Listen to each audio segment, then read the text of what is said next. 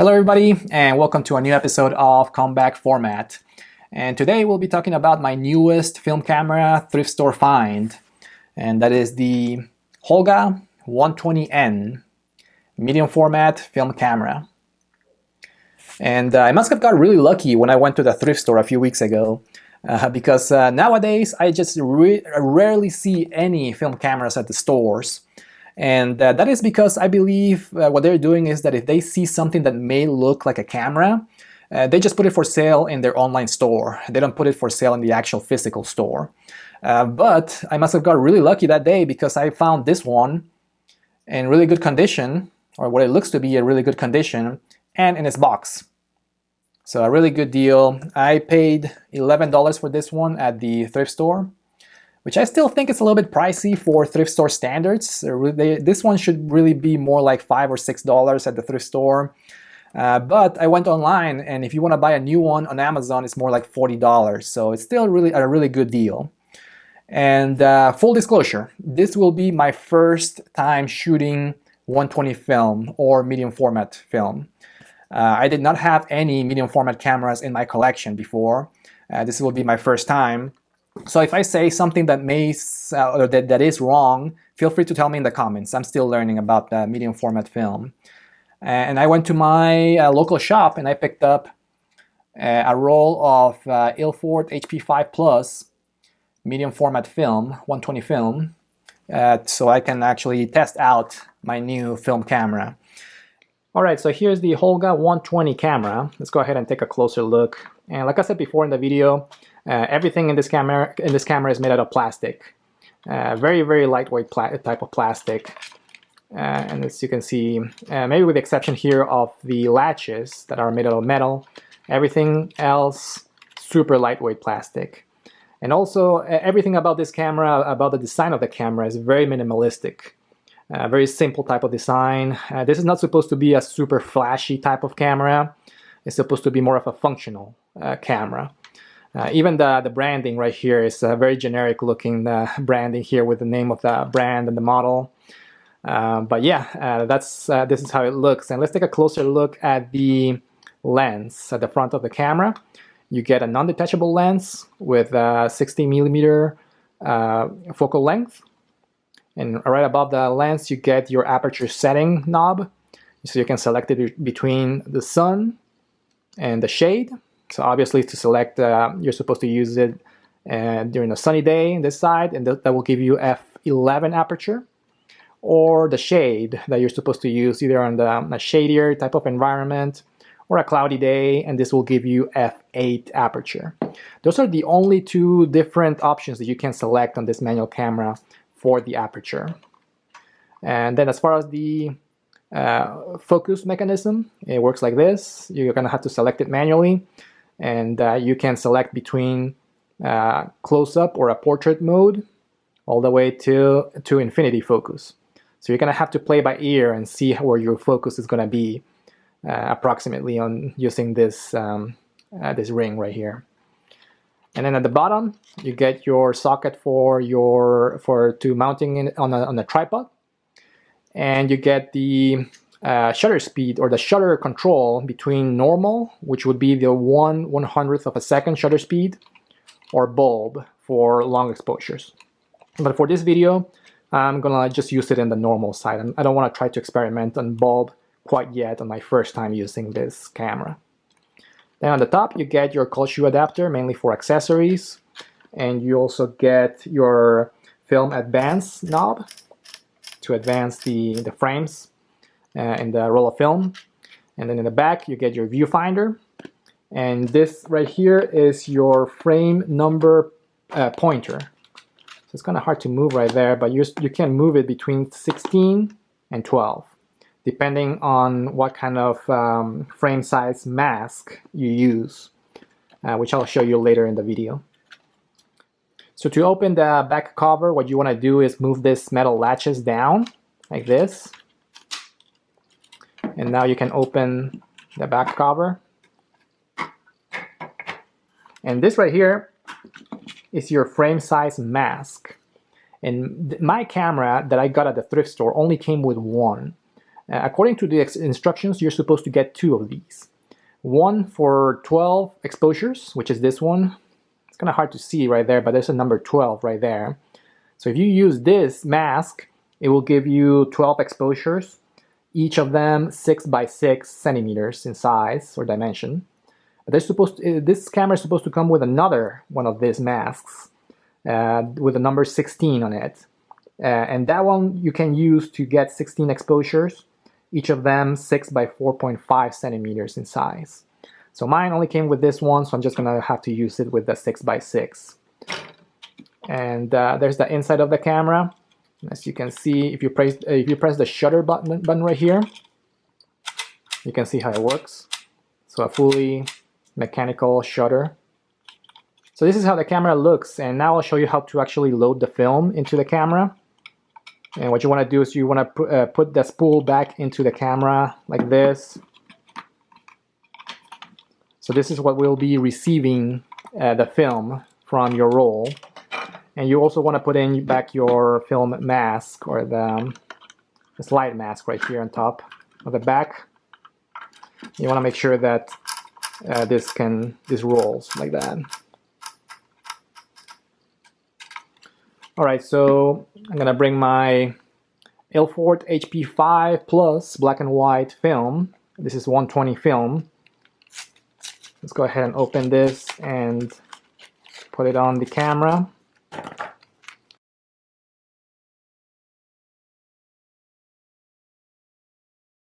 HP5 Plus.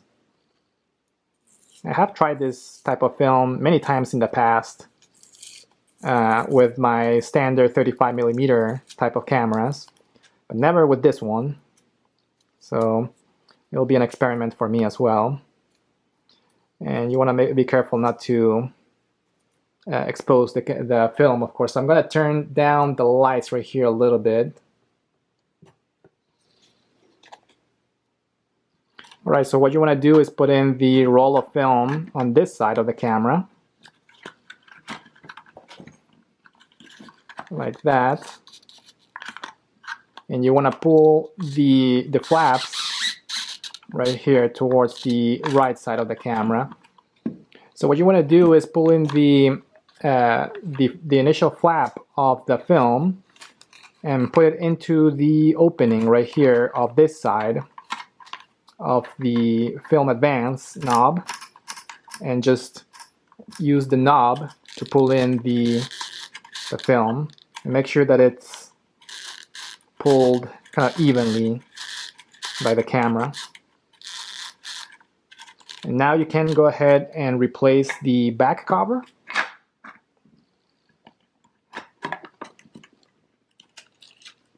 And close it.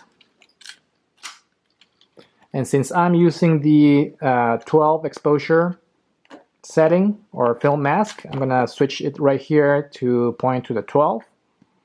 And using this window right here, you are supposed to pull in the film. Alright, and once you roll the film or advance the film long enough, you'll end up seeing some numbers in here in this window. And in this case, you can see there number 2. I don't know how well you'll be able to see it there, but it says the number 2. And I did a rookie mistake from my side. I pulled or advanced the film a little bit too far, and I completely missed the number 1. I actually did see the number 1 pass by, but since it was upside down, I just thought that they were just lines, so I completely missed my first exposure. So I'm going to start at number 2. So one of the things that I learned from watching other people's videos about this camera is that this camera does tend to cause a lot of light leaks because of the overall design of the camera itself. So it is recommended, if you want to avoid that, to add some tape around the edges of the back cover. So I did that with some standard painter's tape. And the good thing about using this type of tape is that you can always peel it back so you can see through the window in which exposure you're in. Alright, so I took out my buddy Hunter for a hike to test out the camera and the film. And as you can see, it was a cloudy and foggy day. And this is the first picture that I got back. And it is clear that the picture ended up quite a bit underexposed. I definitely needed a lot more light for this one to work out better. But at least I was glad that I was using 400 ISO film. If I had been using 100 ISO film, this picture would have ended up quite a bit more underexposed. But aside from that, I think the focus ended up just okay. It wasn't perfect, but it ended up working out just fine, I think, especially considering that this is a manual focus camera. I also like the blur vignette that is created around the frame of the image. I think that gives it a really cool effect, especially for portraits like this one. But aside from that, I think the picture ended up just fine. I think it would have been better if it wasn't underexposed. If it wasn't for that, I think it would have ended up being a really cool portrait of Hunter. And here's my second try at using the Holga 120N with a medium format film. I tried to get Hunter here next to the trees. And as you can see, the result is very similar to the one before, still very underexposed. I wish the weather would have collaborated a little bit more on this shoot.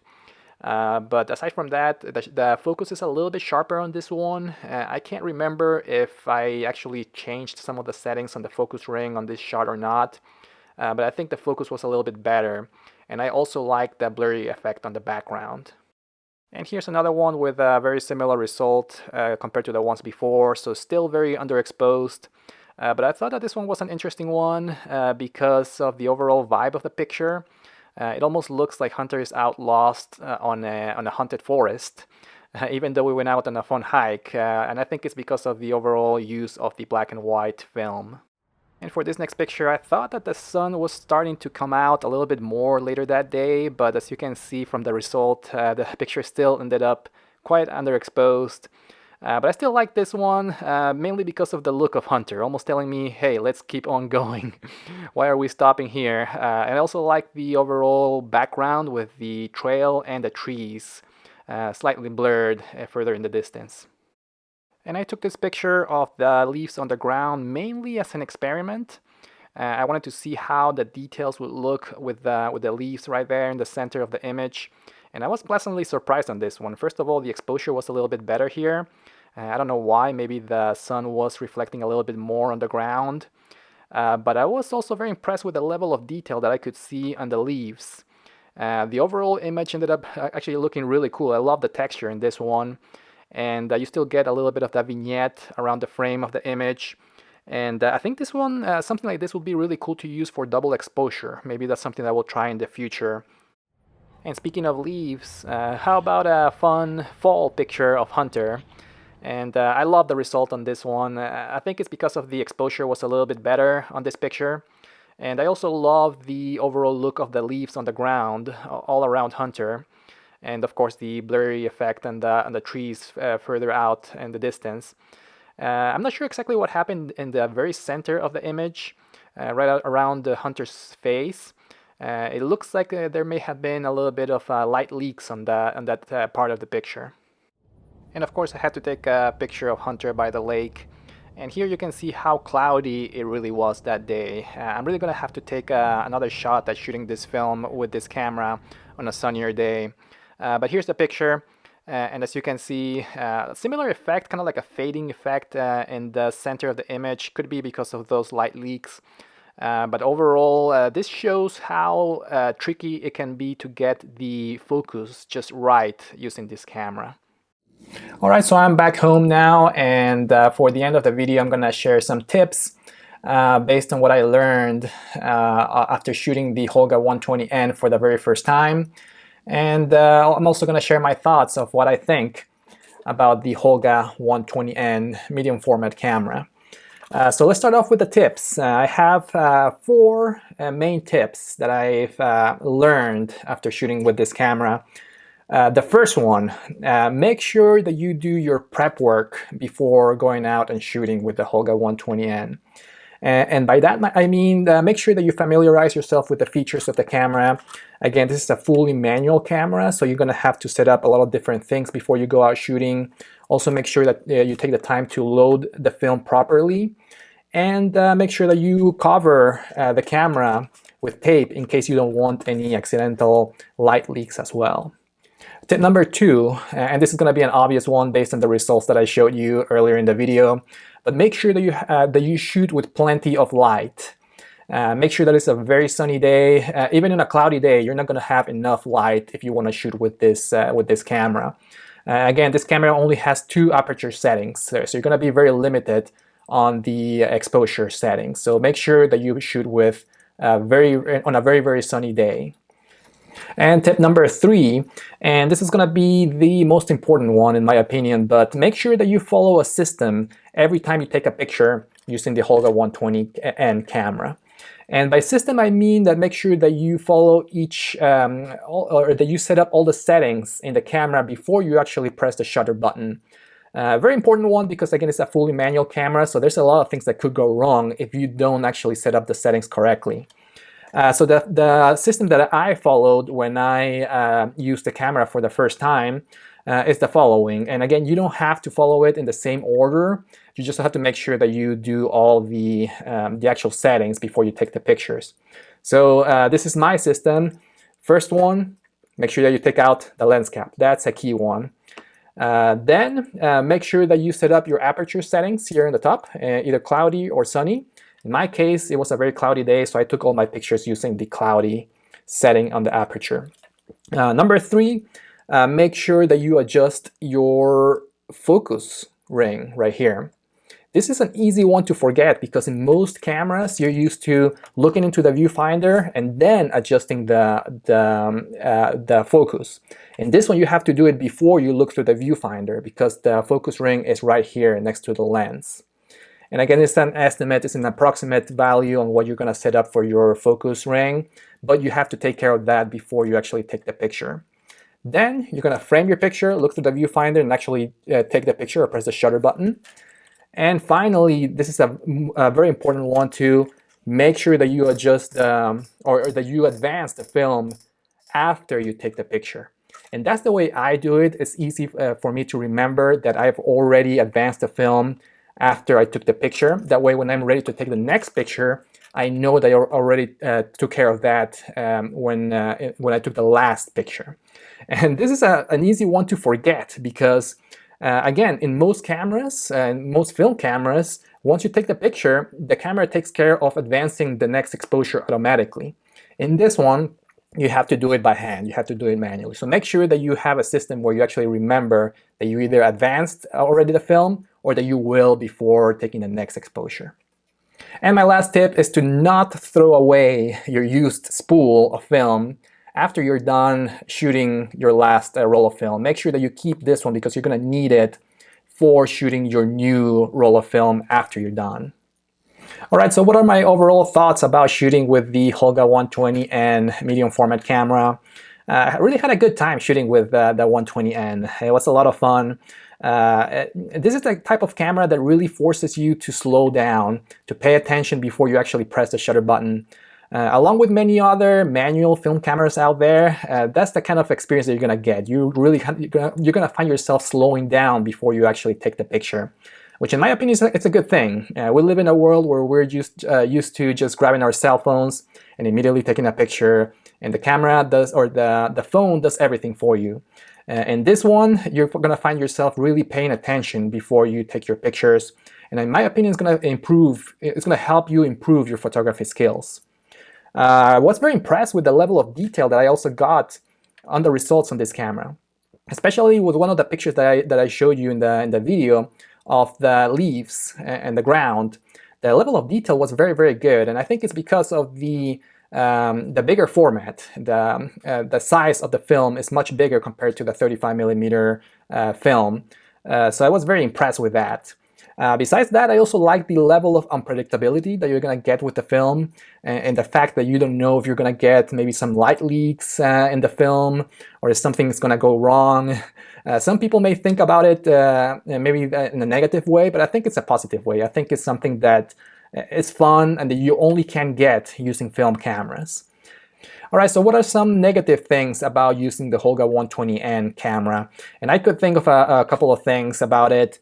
First one is that a lot of things could go wrong about using the fully manual 120N, and that usually happens if you don't follow the system. Like I mentioned before, I actually ended up messing up a couple of exposures using the 120N.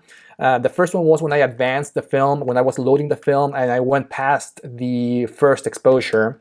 And the second one is when I went out shooting and I realized that I left the lens cap on. So that's very important. That's why it's very important for you to follow a system before you go out and shoot with your 120N. So that's the first con that I could think of. The next one was that this camera is really not made for very fast-paced environments. Let's say if you are on a road trip with your friends and you want to take some pictures of your friends having fun, and you're trying to get that specific moment in time, that specific snapshot that only happens every very few seconds when you're out there with having fun with your friends. And you're not going to be able to get those pictures using this camera because this camera really forces you to slow down. You're going to have to set up all the settings correctly before you actually take the picture. And that's why this camera is not for those kind of fast-paced environments or fast-paced situations. And lastly, this may be an important one for a lot of people out there, but it is expensive to shoot with medium format film. And I know this is not the fault of the camera itself, but I ended up paying about $12 for the roll of film, which is about average compared to the other 35mm roll of film. But I paid $18 to have it developed at my shop. So I thought that was very expensive, especially if you only get 12 images out of your roll of film. And I know that you can get also 16 images or 16 exposures with the same film, but in my situation I didn't have the right accessory for that, so I ended up paying $18 to have just 12 pictures from that roll of film. I just thought that it was very, very expensive, so this is something that I may save for very special situations, not for something that I would use very frequently. Alright, so those are my thoughts about the Holga 120N. Let me know in the comments in case you have shot this in the past, what you think about it. Overall, I think it's a very fun entry-level camera in case you're trying to get into shooting medium format film. And again, you can get some really cool images using this, and I'm definitely going to try it again using it with a lot more light outside, and I'm going to try using it with color film as well. I'm going to try to order some online, and I'll make sure to make another video about that when I try it with the Holga 120N. Thank you for watching, and I'll see you in the next video. Bye bye.